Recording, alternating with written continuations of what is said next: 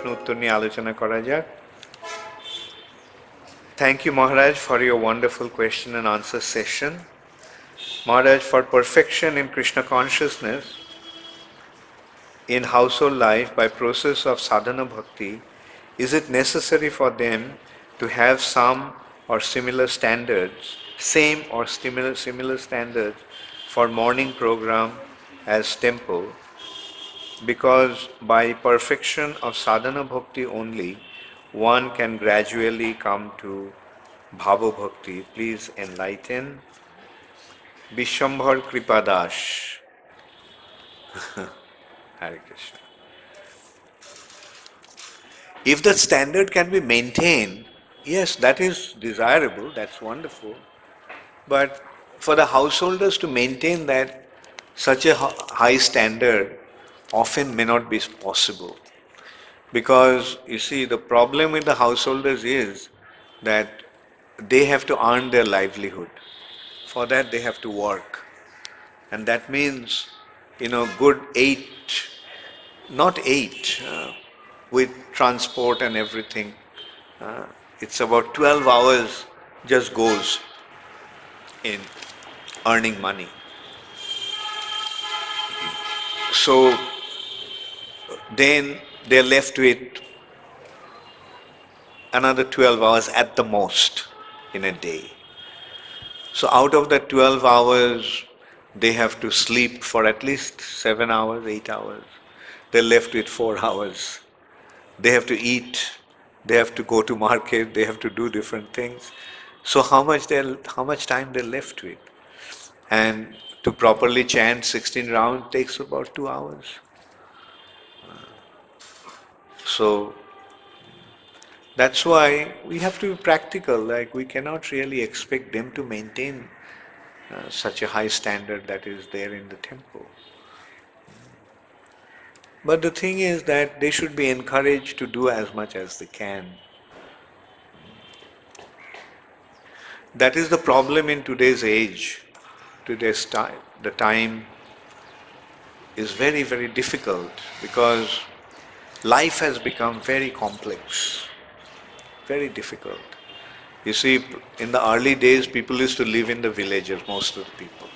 Even those who used to live in the city, they were not working like this. And Prabhupada used to say that if a person has 2 acres of land and 2 cows, he could maintain a family. Not even 2 acres, 2 bighas. About 3/4 of an acre of land. 1 acre land and 2 cows, one could maintain his family. But can one do that now? No. To maintain a proper household, one needs, I don't know how much one needs. At least it must be, one must need a good $8,000-10,000 rupees at least. So, and that money is not going to come just like that. They have to earn that livelihood.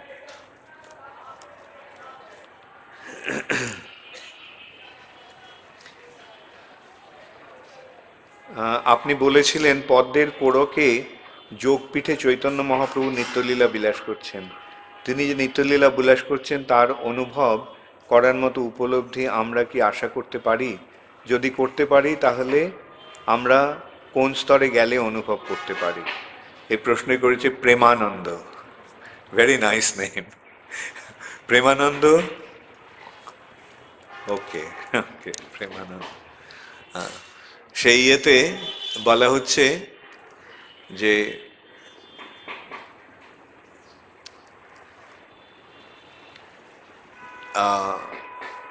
যারা শুদ্ধ ভক্ত অদ্যাপিহ নিত্যলীলা করে গৌর রায়, কোনো কোনো ভাগ্যবানে দেখিবারে পায়। মায়াপুরে নবদ্বীপে যোগপীঠে চৈতন্য মহাপ্রভু তার নিত্যলীলা বিলাস করছেন। যারা ভাগ্যবান অর্থাৎ যারা শুদ্ধ ভক্ত তারা সেটা দর্শন করতে পারে। শুদ্ধ ভক্ত হলেই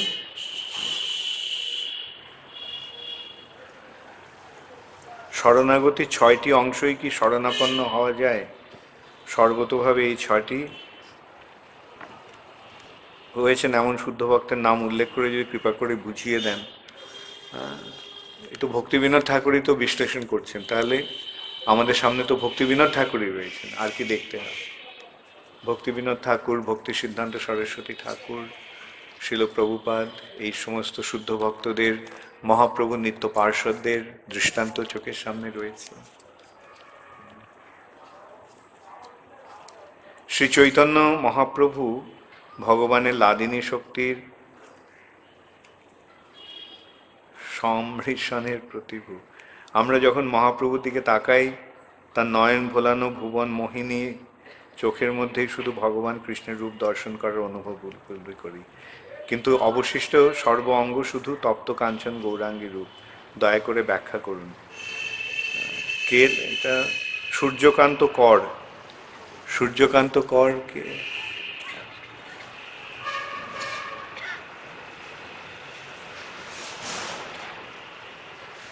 শ্রী চৈতন্য মহাপ্রভু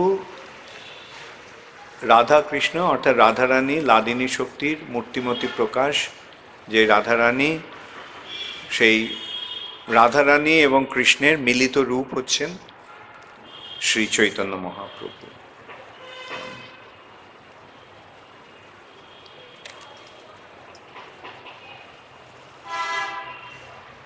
আপনার প্রশ্নটি, যাই হোক, আপনি বিশ্লেষণ করতে বলেছেন, কিন্তু কি যে বিশ্লেষণ করতে বলেছেন সেটা স্পষ্ট বোঝা যাচ্ছে না এখানে। আপনি লিখছেন, তার নয়ন ভোলানো ভুবন মোহিনী চোখের মধ্যেই শুধু ভগবান কৃষ্ণের রূপ দর্শন করার উপলব্ধি করি। মহাপ্রভুর চোখে আপনি দেখেছেন ভগবানের রূপ? হ্যাঁ, ওসব কবিত্ব ছেড়ে দিন। হ্যাঁ, প্রভুপাদের বই পড়ুন, হ্যাঁ, পুরো তত্ত্বজ্ঞানটা জানবার চেষ্টা করুন। এটা সেন্টিমেন্টের ব্যাপার নয়। হ্যাঁ, it's a matter of realization. হ্যাঁ, যে মহাপ্রভুর রূপ চোখে, মহাপ্রভুর নয়ন ভোলানো চোখে কৃষ্ণের রূপ দর্শন করছি, সেগুলো হ্যাঁ আপনি করতে পারেন, তবে প্রকৃতপক্ষে যে উপলব্ধি যেটা, সেটা ইয়ের মাধ্যমে, যথাযথ শিক্ষার মাধ্যমে হবে। হরে কৃষ্ণ মহামন্ত্র কীর্তন করুন, হ্যাঁ, হরে কৃষ্ণ মহামন্ত্র জপ করুন। এই জপের প্রভাবে মহাপ্রভুর কৃপা লাভ হবে। এই যে নিয়ে আলোচনা হচ্ছে, শ্রীকৃষ্ণ চৈতন্য প্রভু জীবে দয়া করি, সপার্ষদ স্বীয়ধাম সহ অবতরী, অত্যন্ত দুর্লভ প্রেম করিবারে দান, শিখায় শরণাগতি ভকতের প্রাণ। তিনি শরণাগতি শিক্ষা দিচ্ছেন, শরণাগত হন, হ্যাঁ, তাহলেই এটা আপনা থেকেই প্রকাশ পাবে। হ্যাঁ, আত্মনিবেদন means surrendering ourselves unto Krishna. But does that mean that we should not worry about ourselves at all? Should not we protect ourselves? এর নামটা কি? অর্ষিয়া সাহা? ও আচ্ছা, তখন কি নাম? অর্ষিতা, আর্শিয়া। আচ্ছা আচ্ছা। Atmanivedan means surrendering ourselves to Krishna. But does that mean that we should not worry about ourselves at all? Well, if you surrender to Krishna, then you don't have to worry at all. The question is how much you are surrendering to Him. Are you able to fully depend upon Krishna? Then you don't have to worry. But unless that full surrender is there, then you will have to worry about yourself. Just like when you are, আমি বাংলাতেই বলছি, হ্যাঁ, সকলে যাতে বুঝতে পারে। যেমন তুমি যখন তোমার বাবার উপরে নির্ভর করে থাকো, তখন তো তোমাকে চিন্তা করতে হয়, কোনো কিছু করতে হয় না। তুমি যখন একটু বড় হয়ে যাও, যখন বাবার উপর সম্পূর্ণ নির্ভর করতে পারো না, তখন চিন্তা করতে হয়। আর যখন বাবার উপর একেবারে নির্ভর করতে পারো না, হ্যাঁ, তখন সমস্ত চিন্তাটা তোমার ঘাড়ে এসে পড়ে, তাই না? ঠিক সেরকমই আমরা যতটা ভগবানের উপর নির্ভর করব, ততটা আমাদের দুশ্চিন্তা থেকে মুক্ত হব। ঠিক আছে? Should we not protect ourselves? তারপরে তুমি প্রশ্ন করছো, একই, যে ভগবানের উপর যদি তুমি সম্পূর্ণরূপে নির্ভর করতে পারো তাহলে ভগবান তোমাকে রক্ষা করবে। তুমি প্রহ্লাদ মহারাজের কাহিনী জানো? প্রহ্লাদ মহারাজকে ভগবান রক্ষা করেছিলেন। প্রহ্লাদ মহারাজ কি নিজেকে রক্ষা করার চেষ্টা করেছিলেন? করেননি। তাহলে তো তুমি যদি প্রহ্লাদ মহারাজের মতো সম্পূর্ণরূপে ভগবানের উপর নির্ভর করতে পারো তাহলে তোমাকে আর you don't have to protect yourself. ওকে?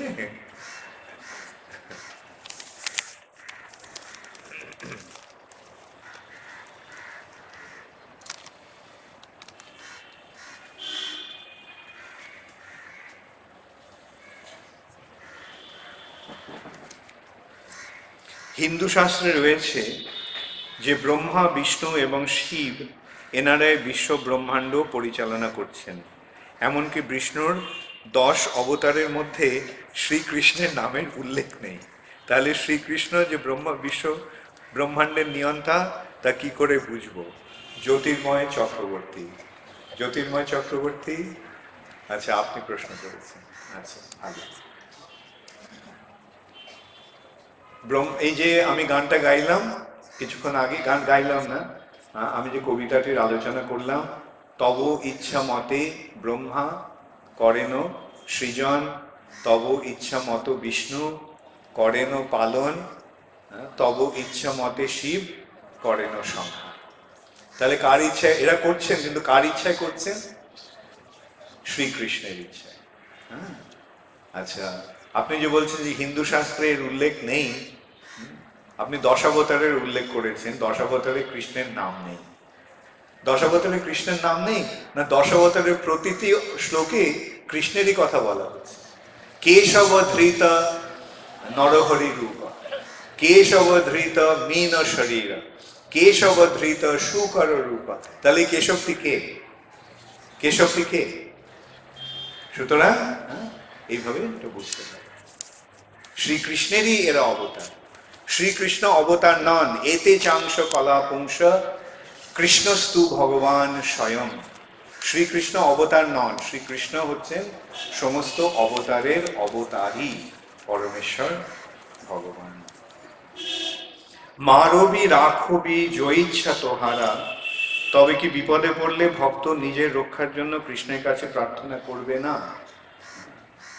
সেটাও নির্ভর করবে যদি সম্পূর্ণরূপে ভগবানের ওপর নির্ভরশীল যে ভক্ত, তিনি ভগবানের কাছে প্রার্থনা করেন না, তিনি পক্ষান্তরে ভগবানের উপর নির্ভর করে থাকেন যে মারবি রাখবি জয়িচ্ছা তোহারা। আর যারা ততটা উন্নত স্তরের ভক্ত নয় তারা করতে পারে ভগবানের কাছে প্রার্থনা, কোনো ক্ষতি নেই, কোনো অসুবিধা নেই। এই প্রশ্নটি করেছেন জয়েশ দাস। জয়েশ, ওকে। হ্যাঁ, তাহলে যেমন যখন আমরা প্রহ্লাদ মহারাজের ইয়ে দেখতে পাই, প্রহ্লাদ মহারাজ কি ভগবানের কাছে প্রার্থনা করছেন রক্ষা করো রক্ষা করো? প্রহ্লাদ মহারাজের মনোভাবটা ওই শুদ্ধ ভক্তের মনোভাব, মারবি রাখবি জয়িচ্ছা তোহারা। কিন্তু কৃষ্ণ কি করছেন? তাকে রক্ষা করছে। আবার কখনো কখনো দেখা যায় যে ভক্তরা কৃষ্ণের কাছে গিয়ে বলছে রক্ষা করা, যে ব্রজবাসীরা অরিষ্টাসুর এসছে, কেশি এসছে, হ্যাঁ, গোপ বালকেরা ভয় পেয়ে গেছে, কৃষ্ণ কৃষ্ণ রক্ষা করে। আবার সেই সঙ্গে তাদের মনে একটা এই বিশ্বাসটা রয়েছে কৃষ্ণ রক্ষা করবে না। অঘাসুরের মুখে যখন গোপ বালকেরা ঢুকতে যাচ্ছে তখন ভয় হচ্ছে কি একদিক দিয়ে, তারপরে তাদের মনোভাব হচ্ছে কৃষ্ণ তো আছে, ভয়ের কি আছে, চলো দেখি কি আছে। এইটি হচ্ছে ভক্তের, শুদ্ধ ভক্তের মনোভাব। গুরু ও কৃষ্ণ এক নয়, অথচ বলা হয়েছে মহিমায় গুরু কৃষ্ণ এক করি জানো। নিজের নিস্তার লাগে নন্দসুত হরি, ভুবনে প্রকাশ হন গুরুরূপ ধরি। ভগবান ও তার প্রকাশ তো অভিন্ন তত্ত্ব, সেই দৃষ্টিকোণ থেকে গুরু ও কৃষ্ণ অভেদ। সুতরাং এদিকে কি অচিন্ত্য ভেদাভেদ তত্ত্বরূপে গ্রহণ করতে হবে। হ্যাঁ, এটা অচিন্ত্য। হ্যাঁ, একদিক দিয়ে গুরু এবং কৃষ্ণ এক, যেমন সোনি কোম্পানি আর সোনির এজেন্ট এক, একদিক দিয়ে এক, আরেক দিক দিয়ে সোনি আর সোনির এজেন্ট এক না। হ্যাঁ, এটাই অচিন্ত্য ভেদাভেদ তত্ত্ব।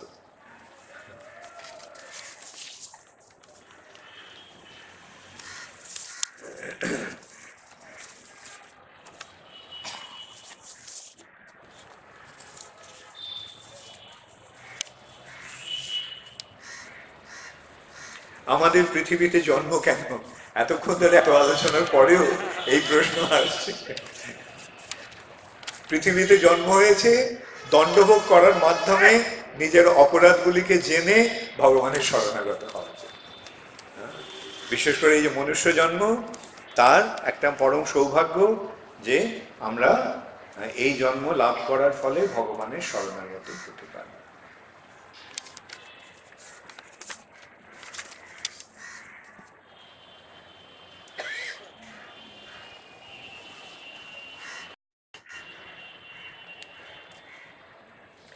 ভক্তি মুক্তি স্পৃহা বিহীন যে ভক্ত, এটা বুঝিয়ে দেবেন।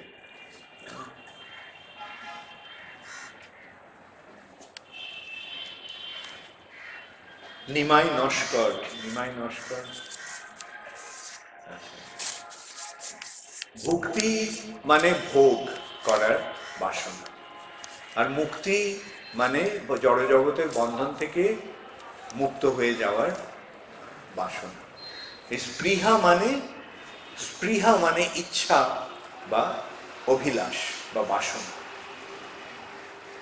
তো এখন যে ভক্তের জড়জগৎ থেকে ভোগ করার বাসনা নেই, আর জড়জগৎ থেকে মুক্ত হয়ে যাওয়ারও কোনো রকম ইচ্ছা নেই, তার একমাত্র ইচ্ছা হচ্ছে ভগবানের সেবা করা, সেইটি হচ্ছে শুদ্ধ ভক্তের লক্ষণ। তার একমাত্র, আমি মুক্ত হয়ে গিয়ে কি করব? মুক্ত হয়ে আমি কি করব? এটা তো ভাবতে হবে। মুক্ত হয়ে, কারাগার থেকে আমি মুক্ত হয়ে গেলাম, তারপরে কি করব? বাইরে এসে যে চাকরি না পাই তাহলে তখন কি হবে? কারাগারে দণ্ডভোগ করছি, দণ্ডভোগ করার পরে যখন আমি বেরিয়ে এলাম কারাগার থেকে, তারপরে বেরিয়ে এসে তো কিছু করতে হবে। এখন সেই কাজটা যদি আমি কারাগারে থাকতেই পেয়ে যাই, তাহলে কারাগার থেকে বেরোবার কি প্রয়োজন? যেমন আমি সব কারাগার থেকে বেরিয়ে এসে সবচেয়ে ভালো কাজ কি হতে পারে? রাজার সেবা করা। এবং রাজার সেবা আমি রাজার প্রাসাদে থেকে করতে পারি, আবার কারাগারে থেকেও করতে পারি। সুতরাং আমি যদি রাজার অনুগত দাস হই, তাহলে আমি যেখানেই থাকি সেখানেই আমি রাজার সেবা করব। সেইটি হচ্ছে শুদ্ধ ভক্তের মনোভাব।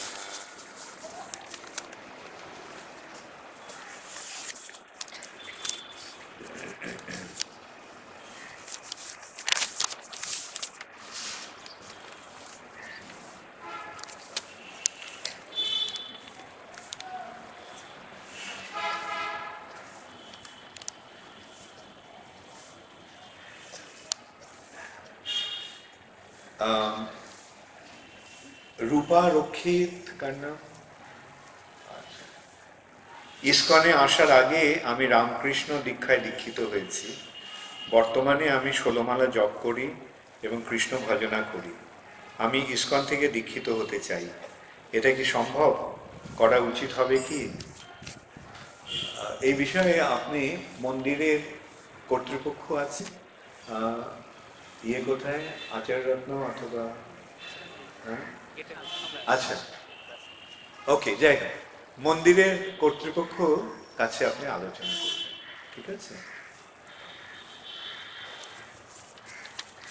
দীক্ষা সম্বন্ধে যে গাইডেন্স, ওটা আপনারা করাতে, অথবা আশ্রয় গৌরাঙ্গ আছে, মন্দিরের ভক্তদের সঙ্গে আপনি যোগাযোগ করতে।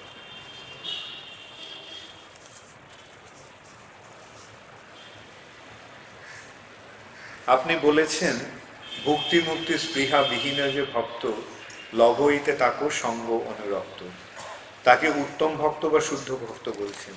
আমার প্রশ্ন, তাহলে ভক্ত কয় প্রকার এবং কি কি, এবং ভক্ত কে, কোন ভক্তের সঙ্গ করা উচিত? রসধাম গিরিরাজ দাস, কে রসরাজ গিরিরাজ? আচ্ছা, ওকে। এই যে এখানে কোন ভক্ত সঙ্গ করা উচিত? শুদ্ধ ভক্তের সঙ্গ করা উচিত। শুদ্ধ ভক্তের লক্ষণ কি, সেইটি বলা হচ্ছে, যে ভক্তি মুক্তি স্পৃহা বিহীন যে ভক্ত। এটা আমি ভক্তি মুক্তি স্পৃহাটা যে কি বোঝায় আমি কিছুক্ষণ আগে বলেছি, বুঝতে পেরেছেন তো? যার জড়জগৎকে ভোগ করার বাসনা নেই আর জড়জগৎ থেকে মুক্ত হয়ে যাওয়ার ইচ্ছা নেই, যেখানে আছে তিনি সেইখানে থেকেই ভগবানের সেবায় ব্রতী থাকেন, তিনি হচ্ছেন শুদ্ধ ভক্ত। এরকম শুদ্ধ ভক্তের সঙ্গ হতে পারে। আচ্ছা, ভক্ত কয় প্রকার আপনি জিজ্ঞাসা করেছেন? ভক্ত অনেক প্রকার। তাদের মধ্যে সাধারণত আমরা 3 রকমের ভক্ত করি: কনিষ্ঠ ভক্ত, মধ্যম অধিকার ভক্ত এবং উত্তম ভক্ত। এটা 3টি স্তর। কনিষ্ঠ, তাদের বলা হচ্ছে প্রাকৃত ভক্ত। ওরা ঠিক জড়জগতের বন্ধন থেকে, জড়জগতের পরিবেশ থেকে মুক্ত হতে পারেনি, ওই অবস্থা থেকে তিনি ভক্তি করছেন, তাদের বলা হচ্ছে প্রাকৃত ভক্ত। আর যিনি ভগবানের ভক্তের প্রতি যিনি মৈত্রী ভাবাপন্ন, যিনি বালিশের প্রতি, অজ্ঞান ব্যক্তিদের প্রতি কৃপাপরায়ণ এবং ভগবত বিদ্বেষীদের প্রতি যিনি বিমুখ, তিনি হচ্ছেন মধ্যম অধিকার ভক্ত।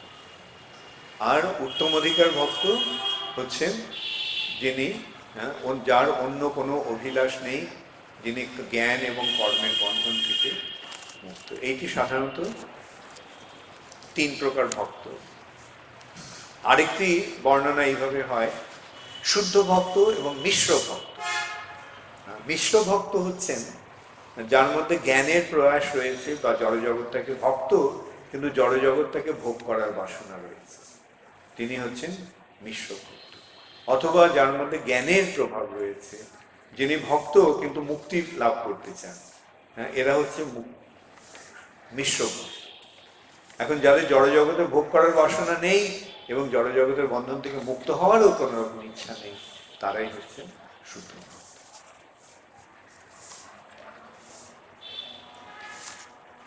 আমি যখন জপ করি তখন আমি ভাবি ভগবানকে স্মরণ করে জপ করব, সে আমি যে স্থানে থাকি না কেন। যেমন ভগবানের সামনে হোক বা রুমে হোক বা অন্য কোনো জায়গায় হোক, জপ করার সময় ভগবানের স্মরণ আসার আগে যেন মনে হয় নানা রকম মায়ার দর্শন পাই, আবার কিছুক্ষণ পরে আবার ভগবানকে দর্শন পাই। কেন এরকম হয় দয়া করে একটু যদি বলে দেন তাহলে ভালো করে আমি জপ করতে পারি। এমনভাবে বলে দেন যে যতক্ষণ জপ করব ততক্ষণ শুধু ভগবানের চিন্তা করতে পারি। বৈষ্ণব দাসানুদাস প্রবীর প্রবীর প্রবীর আচ্ছা, জপ করার সময় ভগবানকেও দর্শন করতে হবে না, মায়াকেও দর্শন করতে হবে। ভগবানের জপ করার সময় শুধু কান দিয়ে ওই মন্ত্রটাকে শোনো। শ্রবণম কীর্তন, শ্রবণ শোনো। নামটা কি? নামটা হচ্ছে শব্দ রূপে ভগবানের প্রকাশ। শব্দ ব্রহ্ম, শব্দ রূপে ভগবান প্রকাশিত হচ্ছে। বুঝতে পারছো? এই যে মহামন্ত্র, মহামন্ত্র হচ্ছে শব্দ রূপে ভগবানের প্রকাশ। এখন শব্দটা কি চোখ দিয়ে গ্রহণ হবে? শব্দটা গ্রহণ কোন দিক দিয়ে? কি দিয়ে? কান দিয়ে। তাই এই নামকে গ্রহণ শ্রবণের মাধ্যমে, এবং শ্রবণের ফলে নামের মাধ্যমে রূপের প্রকাশ হবে। আপনার ভগবানকে ভগবানই প্রকাশিত হবে। আর মন থেকে যে কল্পনা করে যে দর্শন হচ্ছে, সেটা ভগবত দর্শন নয়, ওটা কাল্পনিক দর্শন। ঠিক আছে? তাহলে এখন বুঝতে পেরেছো কিভাবে জপ করবে? কিভাবে করবে? হ্যাঁ, হরে কৃষ্ণ কৃষ্ণ কৃষ্ণ হরে হরে, হরে রাম রাম রাম হরে হরে। কি হলো? কি দিয়ে?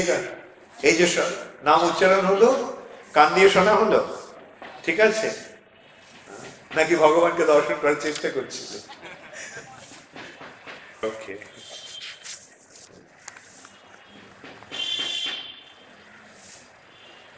হরে কৃষ্ণ মহারাজ, আপনার সুপ্রবচনে জানতে পারলাম শরণাগতি হতে কৃষ্ণ প্রেম লাভ হবে।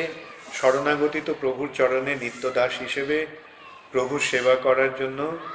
সেখানে প্রভুর প্রতি যে ভালোবাসা হবে তার প্রকৃতি কি, আস্বাদন বা কী রকম? হ্যাঁ, সেটা তো আমি ভাষায় বলতে পারবো না, আপনি নিজে আস্বাদন করে দেখুন। হ্যাঁ, প্রশ্নটা করেছেন স্বপন সাধু। স্বপন সাধু, আচ্ছা, ঠিক আছে। হ্যাঁ, যেমন আপনি কখন জিজ্ঞাসা করেন যে এই খাওয়াটা খেলে এর স্বাদটা কিরকম হবে? কেউ বলতে পারবে খাওয়ার স্বাদটা কিরকম? না, নিজে খেলে নিজেই বুঝতে পারবে। ঠিক তেমনি এই যে ভগবানের শরণাগত হওয়ার ফলে ভগবত ভক্তির যে আস্বাদন, সেটা আমরা নিজেরাই অনুভব করতে পারি।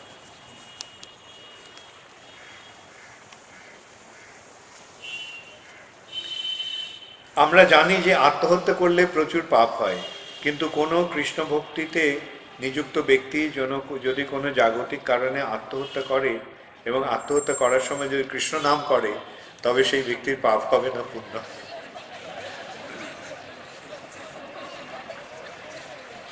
আত্মহত্যা করার, কৃষ্ণকে স্মরণ করে বা কৃষ্ণের সান্নিধ্যে থেকে আত্মহত্যা করাটা ঠিক নয়। যেমন সনাতন গোস্বামী একসময় ভেবেছিলেন যে তিনি আত্মহত্যা করবেন জগন্নাথের রথের তলায়, এবং হয় জগন্নাথের রথের তলায় যদি জীবন শরীর ত্যাগ হয়, তাহলে তার ভগবত ধাম প্রাপ্তি, এটা হতে পারে। কিন্তু মহাপ্রভু সনাতন গোস্বামীকে নিষেধ করলেন। সনাতন গোস্বামীর গায়ে ঘাও হয়ে গিয়েছিল, আর মহাপ্রভু তাকে আলিঙ্গন করতেন। যখনই দেখা হতো মহাপ্রভু সনাতন গোস্বামীকে আলিঙ্গন করতেন। তো সনাতন গোস্বামীর মনে খুব দুঃখ হতো যে আমার এই গায়ের শরীর, এই শরীরকে মহাপ্রভু আলিঙ্গন করছেন, স্পর্শ করছেন, না করলেও শুনতে চাইছেন না। তখন তিনি ঠিক করলেন যে তিনি জগন্নাথের রথের তলায় নিজেকে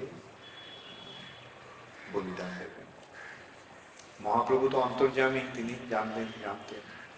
তো তিনি সনাতন গোস্বামীকে বলেছিলেন, সনাতন, এই শরীর ত্যাগ করে যদি ভগবানকে পাওয়া যেত, তাহলে আমি হাজার হাজার শরীর ত্যাগ করতে প্রস্তুত থাকতাম। এই শরীর তোমার নয়, এই শরীরটা তো তুমি তাকে দিয়ে দিয়েছ। সুতরাং অন্যের শরীরটাকে তুমি কেন, কি তোমার নষ্ট করার কি অধিকার তোমাকে? আমরা যখন ভগবানের শরণাগত হই, তার মানে আজকে যেটা আমরা আলোচনা করলাম, মানস দেহ গেহ যো কিছু মন, সবই তো তোমার। আমি তো সব তোমাকে দিয়ে দিই। আমি যদি তোমাকে দিয়ে দিই, তাহলে এই শরীরটাকে আমি কিভাবে নষ্ট করি? এই শরীরটা নষ্ট করার কি অধিকার আমার আছে?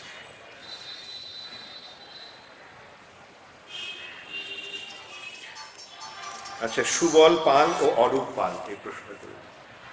আচ্ছা, আত্মহত্যা করার কথা চিন্তা করতে হবে, ভাবতে হবে, ঠিক আছে? ভগবানের ভক্ত হও, তাহলে দেখবে দুঃখ সুখ সবই সহনীয় হয়ে।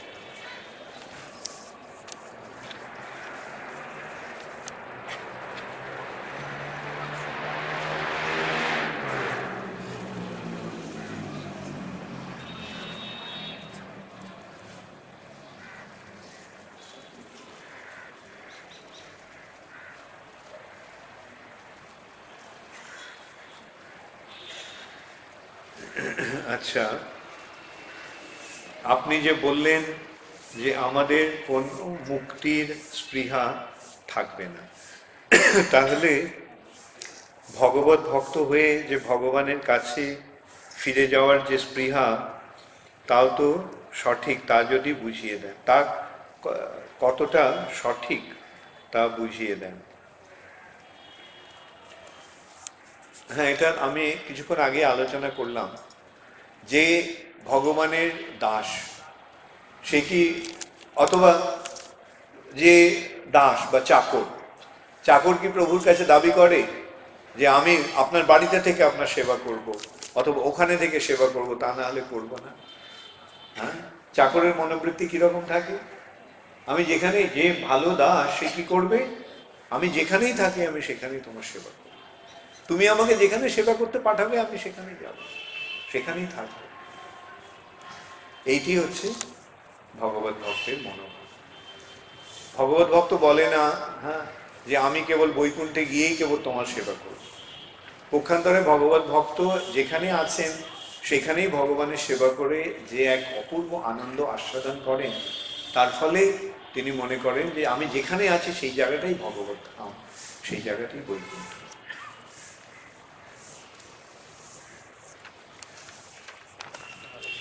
আরো আছে ওকে, ভালো এই প্রশ্নগুলি, ভালো, কেন প্রশ্নের মাধ্যমে আলোচনাটাকে আরো কার্যকরী হয়ে ওঠে।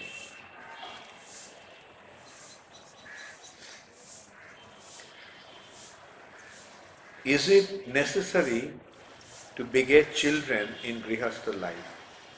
Is it not obstacle on the path of surrendering to Krishna? Diptomurti Das.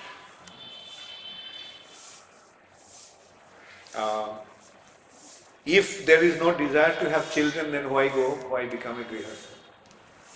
The purpose of Grihastha life is to have children, procreation. So if you don't want children, then don't get married. Alright? Then there won't be any obstacle. Okay? If children is an obstacle in your devotional life, then don't get married. But if you get married, then have children. And train them up to become devotees of Krishna.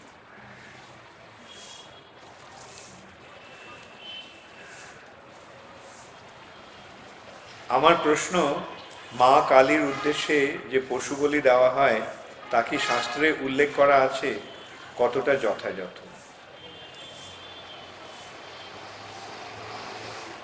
দেবী দুর্গা তো পরম বৈষ্ণবী, তাহলে ওনাকে বা মা কালীকে আমিষ ভোগ লাগানো হয় কেন? এই প্রশ্নটি করেছেন নীলাঞ্জন সরকার। নীলাঞ্জন সরকার, আচ্ছা, তার মানে নীলাঞ্জনা সরকার। আচ্ছা, ঠিক আছে। কালীর কাছে পশু বলি দেওয়ার একটা প্রথা রয়েছে, সেটা হচ্ছে ঠিক মাকে ভোগ লাগাবার জন্য না, কালীকে পশু বলি দিয়ে কালীকে ওই পশুটা খাওয়াবার জন্য কালীকে পশু বলি দেওয়া। আপনি যেটা বলেছেন যে কালী বা দুর্গা তারা তো বৈষ্ণবী, হ্যাঁ, তারা সুতরাং আমিষ ভোগ তারা করেন। কালীঘাটে গিয়ে দেখবেন কালীকে যে প্রসাদ দেওয়া হয় সেটা প্রথমে শালগ্রাম বা বিষ্ণুকে নিবেদন করে সেটি কালীকে ভোগ দেওয়া। আর এই যে পশু বলি, এটা হচ্ছে যারা পশু মাংস আহার না করে থাকতে পারে না, তাদেরকে বলা হচ্ছে যে মায়ের সন্তানকে তোমরা হত্যা করছো তোমার উদর তৃপ্তির জন্য, অতএব মায়ের অনুমতি নিয়ে সেটা কর। সেটাই হচ্ছে কালীর কাছে বলি দেওয়ার পন্থা। সেটাও যে কোনো দিন যে কোনো সময় গিয়ে করলে হবে না, একটা নির্দিষ্ট সময়ে অমাবস্যার দিনে একটা নির্জন স্থানে অর্থাৎ জঙ্গলের মধ্যে গিয়ে সেইভাবে বলি দেওয়া হতো। আর সেই বলি দেওয়ার সময় যে মন্ত্রটি বলা হতো তাতে বলা হতো, আমি তোমাকে যা করছি তুমি পরে আমাকে তাই করো। অর্থাৎ আমি তো আমাকে এখন বলি দিচ্ছি, পরে তুমি আমাকে বলি দিও। হ্যাঁ, এই যে একটা চুক্তি করে এই বলি দেওয়া হতো। সেই জন্য এই যে মাংস, আমি ওকে এখন যা করছি সে পরে আমাকে তা করবে।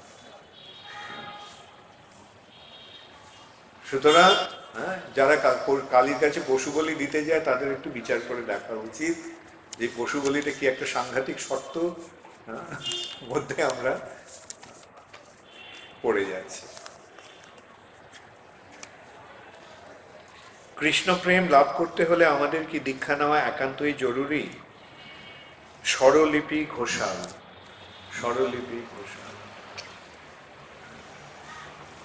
দীক্ষার মাধ্যমে ভক্তি জীবনে শুরু হয় সাধারণত, তো সেই জন্য দীক্ষা নেওয়ার প্রয়োজন রয়েছে। তবে যদি কৃষ্ণ নামটা তো মহাপ্রভু দিয়ে গেছেন, সুতরাং কৃষ্ণ নাম করলে দীক্ষা না নিলেও চলে। কৃষ্ণ নাম সেই সম্বন্ধে বলা হচ্ছে যে মহাপ্রভু এই হরে কৃষ্ণ মহামন্ত্র দান করলেন, দান করে তিনি বলছেন যে প্রভু কহে কহিলাম এই মহামন্ত্র, ইহা সবে জপ গিয়া করিয়া নির্বন্ধ, ইহা হইতে সর্বসিদ্ধি হইবে তোমার।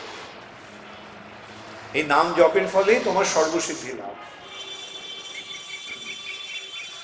এবং তারপরে বলা হচ্ছে যে যে দীক্ষা পুরশ্চর্যা বিধি, এই যে হরে কৃষ্ণ মহামন্ত্র, এটি দীক্ষা পুরশ্চর্যা বিধি অপেক্ষা না করে জিহ্বা স্পর্শে আচণ্ডালে সবারে উদ্ধার।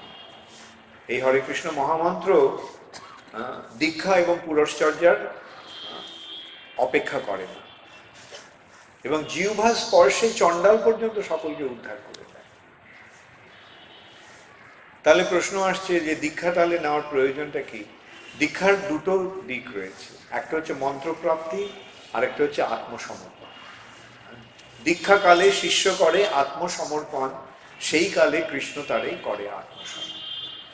এই যে আত্মসমর্পণ ভগবানের প্রতিনিধির কাছে, এই আত্মসমর্পণ করার জন্য দীক্ষাটা প্রয়োজন। তবে কেউ যদি দীক্ষা নেওয়ার সুযোগ যদি না হয়, তাহলেও কোনো অসুবিধা নেই, হরে কৃষ্ণ মহামন্ত্র জপ করার ফলে তিনি উদ্ধার লাভ করবেন।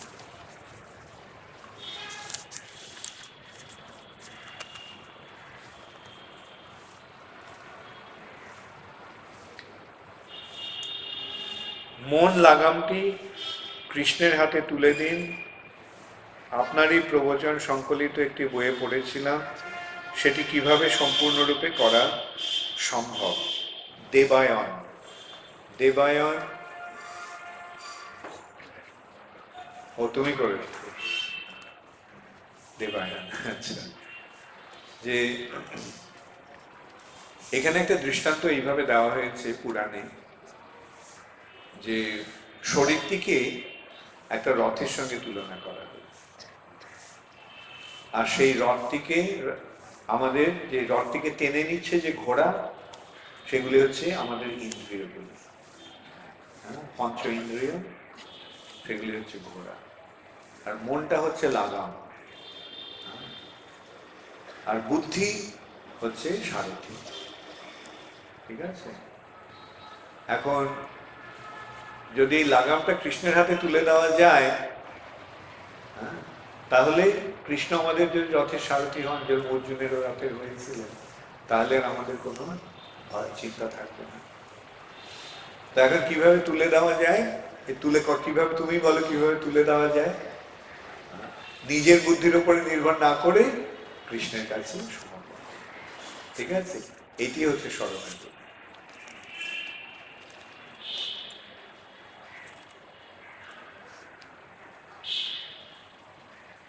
আপনি বললেন যে অনেকে বলে ভগবান যখন ইচ্ছা করবে তখন ভক্তি হবে, আবার অনেকে বলে আমার এখন খাওয়া দাওয়া ও সুখ ভোগের সময়, তাদের ক্ষেত্রে আপনি কি বলবেন? হ্যাঁ, খাওয়া দাওয়া সুখ ভোগের সময়, তো সেই সঙ্গে এটাও মনে রাখতে হবে, হ্যাঁ, যে খাওয়া দাওয়ার সুখ ভোগটা চিরকাল থাকবে না, এক সময় দুঃখ, মহা দুঃখ আসবে, সেই জন্য যদি প্রস্তুত থাকতে হবে। যদি খাওয়া দাওয়া সুখ ভোগ করতে চাও, তাহলে দুঃখ ভোগের জন্য প্রস্তুত থাকো।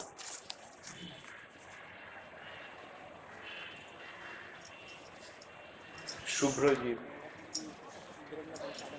ও আচ্ছা, ওকে, জাস্ট আর দুটো কোশ্চেন আছে। দাশরথী রাম কেন দুঃখ কষ্ট ভোগ করেছিলেন, বা ভগবান শ্রীকৃষ্ণ ব্যাধের স্বরের আহত হয়ে কষ্ট পেয়েছিলেন? জ্যোতির্ময় চক্রবর্তী।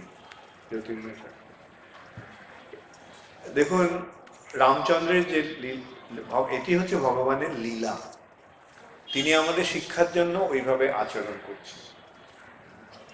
আর সেই যে আচরণ ভগবানের লীলার ফলে কি হয়, যারা নাস্তিক, যারা ভগবানের বিদ্বেষী, তারা আরো বেশি করে ভগবত বিদ্বেষী হয়ে যায়, আর যারা ভগবত ভক্ত তারা ভগবানের প্রতি আরো আসক্ত।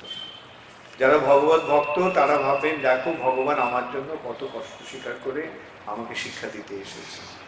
আর যারা অভক্ত তারা বলবে দেখো, তোমরা বলছো রামচন্দ্র ভগবান, দেখো কত কষ্ট পায়, রাক্ষস এসে ওর স্ত্রীকে চুরি করে নিয়ে গেল, বনে বনে ঘুরে বেড়াচ্ছে, থাকা পড়ার অন্য বস্ত্রের সংস্থান নেই। এইভাবে যারা অভক্ত তারা আরো বেশি করে অভক্ত হবে, আর যারা ভক্ত তারা বেশি করে ভক্তি লাভে সুযোগ পাবে।